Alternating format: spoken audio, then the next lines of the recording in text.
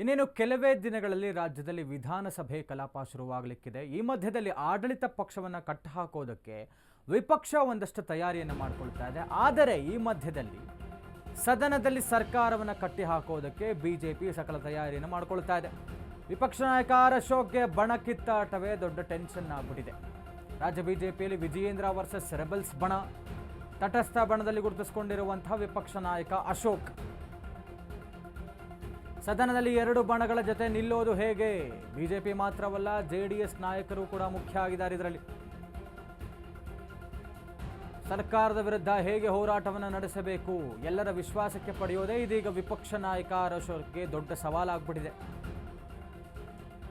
ಸದನದಲ್ಲಿ ಸರ್ಕಾರವನ್ನು ಕಟ್ಟಿ ಹಾಕೋದಕ್ಕೆ ಪ್ರತಿಪಕ್ಷವಾದಂತಹ ಬಿಜೆಪಿ ತಯಾರಿ ಮಾಡಿಕೊಳ್ತಾ ಇದೆ. ಆದರೆ ವಿಪಕ್ಷ ನಾಯಕರಿಗೆ ಬಣ ಕಿತ್ತಾಟವೇ ಟೆನ್ಷನ್ ಆಗಿಬಿಟ್ಟಿದೆ. ಯಾಕೆಂತ ಹೇಳಿದ್ರೆ ಎಲ್ರಿಗೂ ಗೊತ್ತಿದೆ, ರೆಬೆಲ್ಸ್ ಬಣ ಒಂದಾಗ್ಬಿಟ್ಟಿದೆ. ರಾಜ್ಯಾಧ್ಯಕ್ಷರ ವಿರುದ್ಧ ತಿರುಗಿಬಿದ್ದಿದ್ದಾರೆ. ವಿಜಯೇಂದ್ರ ವರ್ಸಸ್ ರೆಬೆಲ್ಸ್ ಬಣ. ಎರಡೂ ಕಡೆಯಲ್ಲೇ ಮಧ್ಯದಲ್ಲಿ ಗುರುತಿಸಿಕೊಂಡಿರುವಂಥವರು ಆರ್ ಅಶೋಕ್ ತಟಸ್ಥ ಬಣದಲ್ಲಿ. ಎರಡೂ ಬಣಗಳ ಜೊತೆ ನಿಲ್ಲೋದು ಹೇಗೆ? ಯಾಕೆಂದರೆ ಜೆ ಡಿ ಎಸ್ ಹೊಂದಾಣಿಕೆ ಕೂಡ ಇದೆ. ಜೆ ಡಿ ಎಸ್ ನಾಯಕರು ಕೂಡ ಮುಖ್ಯ ಆಗ್ತಾರೆ. ಈ ಎರಡೂ ಬಣಗಳ ಮಧ್ಯ ಜೆ ಡಿ ಎಸ್ ಒಂದು ಕಡೆ. ಹೇಗೆ ಸರ್ಕಾರದ ವಿರುದ್ಧ ಹೋರಾಟ ನಡೆಸೋದು, ಎಲ್ಲರನ್ನ ವಿಶ್ವಾಸಕ್ಕೆ ಪಡೆಯೋದು ಹೇಗೆ ಅನ್ನುವಂಥದ್ದೇ ಇದೀಗ ವಿಪಕ್ಷ ನಾಯಕರಿಗೆ ಬಹಳ ದೊಡ್ಡ ಸವಾಲಾಗ್ಬಿಟ್ಟಿದೆ. ಯಾಕೆಂತ ಹೇಳಿದ್ರೆ ಇವ್ರದ್ದೊಂದಷ್ಟು ಹಗರಣಗಳಿದ್ದಾವೆ, ಭ್ರಷ್ಟಾಚಾರ ಇದೆ, ಎಲ್ಲವನ್ನೂ ಕೂಡ ತಯಾರಿ ನಡೆಸ್ಕೊಂಡು ಸದನದಲ್ಲಿ ಆಡಳಿತ ಪಕ್ಷವನ್ನು ಕಟ್ಟಿ ಹಾಕಲೇಬೇಕು. ಯಾಕೆಂತ ಹೇಳಿದ್ರೆ ಅಧಿಕಾರ ಬದಲಾವಣೆ ಒಂದು ಕಡೆ ಚರ್ಚೆ ಆಗಿದೆ. ಮುಖ್ಯಮಂತ್ರಿಗಳು ಇಳಿತಾರ ಏನು ಎತ್ತ, ಇಷ್ಟೆಲ್ಲ ಚರ್ಚೆ ಮಧ್ಯ ಆಡಳಿತ ವೈಖರಿ ಬಗ್ಗೆ ಎಲ್ಲವನ್ನೂ ಕೂಡ ಚರ್ಚೆ ಮಾಡೋದಕ್ಕಿದೆ. ಆಡಳಿತ ಪಕ್ಷವನ್ನು ಮುಜುಗರಕ್ಕೆ ಈಡು ಮಾಡೋದಿದೆ, ಮುಜುಗರಕ್ಕೆ ಈಡು ಮಾಡಬೇಕಾಗುತ್ತೆ ಆಡಳಿತ ಪಕ್ಷವನ್ನು. ಇದೆಲ್ಲದರ ಮಧ್ಯ ಪ್ರತಿಪಕ್ಷ ನಾಯಕರಿಗೆ ಬಹಳ ದೊಡ್ಡ ಸವಾಲಾಗ್ತಾ ಇರುವಂಥದ್ದು. ಡೀಟೇಲ್ಸ್ ಕೊಡ್ತಾ ಹೋಗ್ತಾರೆ ನಮ್ಮ ಪ್ರತಿನಿಧಿ ವಿವೇಕ್. ಇನ್ನೇನು ಕೆಲವೇ ದಿನಗಳಲ್ಲಿ ಸದನ ಶುರುವಾಗುತ್ತೆ. ಆಡಳಿತ ಪಕ್ಷವನ್ನು ಬಹಳ ಮುಜುಗರಕ್ಕೆ ಈಡು ಮಾಡಬೇಕು ಅನ್ನುವಂಥ ನಿಟ್ಟಿನಲ್ಲಿ ಪ್ರತಿಪಕ್ಷವಾದಂತಹ ಬಿಜೆಪಿ ತಯಾರಿ ಮಾಡಿಕೊಳ್ತಾ ಇದೆ. ಆದರೆ ಈಗಾಗಲೇ ಎಲ್ರಿಗೂ ಗೊತ್ತಿರುವಂತಹ ವಿಚಾರ, ರಾಜ್ಯಾಧ್ಯಕ್ಷರ ವಿರುದ್ಧ ಬಹಳಷ್ಟು ಜನರಿಗೆ ಅಸಮಾಧಾನ ಇದೆ, ರೆಬೆಲ್ಸ್ ಟೀಮ್ ಇದೆ. ಈ ಮಧ್ಯದಲ್ಲಿ ವಿಪಕ್ಷ ನಾಯಕ ಆರ್ ಅಶೋಕ್ ತಟಸ್ಥ ಬಣದಲ್ಲಿ ಗುರುತಿಸಿಕೊಂಡಿದ್ದಾರೆ. ಹೇಗೆ ಸರ್ಕಾರವನ್ನು ಕಟ್ಟಿ ಹಾಕುವುದು ಅನ್ನುವಂಥದ್ದು ಅವರಿಗೆ ದೊಡ್ಡ ಚಾಲೆಂಜ್ ಆಗಿಬಿಟ್ಟಿದೆ. ಏನಾಗ್ತಾ ಇದೆ ಅನ್ನುವಂಥ ಡೀಟೇಲ್ಸ್ ಕೊಡೋದಾದ್ರೆ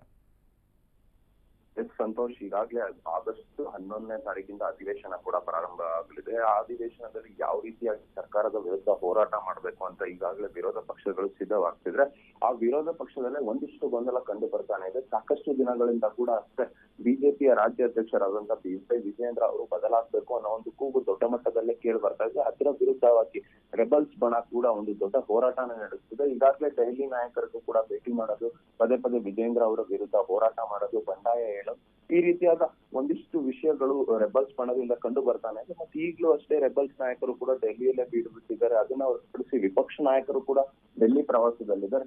ಇದೆಲ್ಲದರ ಮಧ್ಯೆ ಜೊತೆಗೆ ಮೈತ್ರಿ ಪಕ್ಷಕ್ಕೂ ಕೂಡ ಮಾಡ್ಕೊಂಡಿದ್ದಾರೆ. ಈಗಾಗಲೇ ಮೈತ್ರಿ ಮಾಡ್ಕೊಂಡಿರೋದು ಜೆಡಿಎಸ್ ನವರಿಗೂ ಕೂಡ ಜೊತೆಗೆ ಕರ್ಕೊಂಡು ಹೋಗ್ಬೇಕಾಗಿರುತ್ತೆ. ಹಾಗಾಗಿ ವಿಪಕ್ಷ ನಾಯಕರಾಗಿರುವಂತಹ ಆರ್ ಅಶೋಕ್ ಈ ಬಾರಿ ಸದನದಲ್ಲಿ ಭಾರಿ ಟೆನ್ಷನ್ ಅಂತಾನೆ ಹೇಳ್ಬೋದು. ಯಾಕಂದ್ರೆ ಒಂದ್ ಕಡೆ ರೆಬಲ್ಸ್ ತಂಡವನ್ನ ಕೂಡ ಇಟ್ಕೋಬೇಕು, ಜೊತೆಗೆ ಇನ್ನೊಂದ್ ಕಡೆ ವಿಜೇಂದ್ರ ಬಣ ರಾಜ್ಯಾಧ್ಯಕ್ಷರು ಕೂಡ ಆಗಿರ್ತಾರೆ, ಅವರ ಬಣವನ್ನು ಕೂಡ ಜೊತೆಗೆ ಕರ್ಕೊಂಡು ಹೋಗ್ಬೇಕು. ಅದನ್ನ ಹೊರತುಪಡಿಸಿ ಜೆಡಿಎಸ್ ನವರಿಗೂ ಕೂಡ ಜೊತೆಗೆ ಕರ್ಕೊಂಡು ಹೋಗ್ಬೇಕು.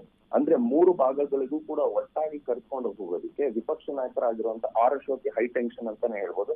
ಇವರ ಮಧ್ಯದಲ್ಲೇ ಒಂದಿಷ್ಟು ಗೊಂದಲವನ್ನ ಇಟ್ಕೊಂಡು ಸರ್ಕಾರಕ್ಕೆ ಯಾವ ರೀತಿಯಾಗಿ ಇವರು ಒಟ್ಟಾಗಿ ಪ್ರಶ್ನೆಯನ್ನ ಮಾಡ್ತಾರೆ. ಈ ಹಿಂದೆ ಕೂಡ ಅಧಿವೇಶನದಲ್ಲಿ ನಾವು ನೋಡಿದ್ವಿ, ಸರ್ಕಾರದ ವಿರುದ್ಧ ಹೋರಾಟ ಮಾಡಿದಂತ ಸಂದರ್ಭದಲ್ಲಿ ಜೆಡಿಎಸ್ ಪಕ್ಷದ ಇರತಕ್ಕಂತ ಜಿ.ಟಿ. ದೇವೇಗೌಡ ಅವರು ಯಾವುದೇ ರೀತಿಯಾಗಿ ಬಿಜೆಪಿಗೆ ಸಾಥ್ ನೀಡಿರಲಿಲ್ಲ. ಈ ಬಾರಿ ಕೂಡ ಆ ರೀತಿಯಾಗಿ ಏನಾದ್ರು ಜಿ.ಟಿ. ದೇವೇಗೌಡ ಅವರು ಮಾಡ್ತಾರ, ಅಥವಾ ರೆಬಲ್ಸ್ ಬಣದವರು ಮಾಡ್ತಾರ, ಅಥವಾ ವಿಜೇಂದ್ರ ಅವರು ಮಾಡ್ತಾರ ಅಂತ ಒಂದಿಷ್ಟು ಗೊಂದಲದ ಈಡಾಗಿದ್ದ ಈ ಬಾರಿಯ ಅಧಿವೇಶನ ಅಂತಾನೆ ಹೇಳ್ಬೋದು. ಸಂತೋಷ್, ಥ್ಯಾಂಕ್ ಯು ವಿವೇಕ್ ತಮ್ಮೆಲ್ಲ ಡೀಟೇಲ್ಸ್ಗಾಗಿ.